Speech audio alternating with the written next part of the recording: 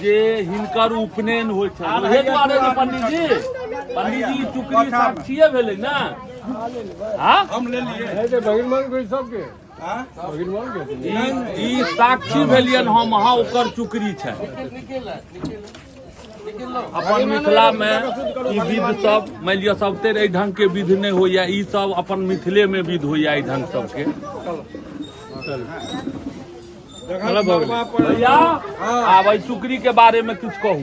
ई चुकरी जे छै से एकर ई जे देल गेलै एहि में अनाज, ई अनाज छै बहुत सुख के चीज। ठीक, ई अनाज एहि दुआरे बर्बाद छै जे अहाँ एकरा सिद्ध कऽ कऽ पाक कऽ कऽ मतलब नमक नहीं दऽ कऽ से अहाँ खेबै। ठीक, और ओकर ओ साक्षी भेलै जे ओ कतौ एखन रहतै तऽ ओकरा नैवेद्य देनाइ काज छै।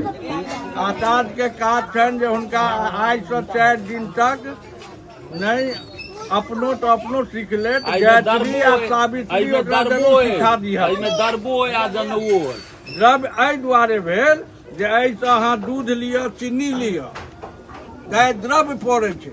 बात बुझलियै कि ने, जे ओ मिला कऽ करू, गाय एकर विधान छै जे ई अपना सबके मिथिला में जे विधान है से देखे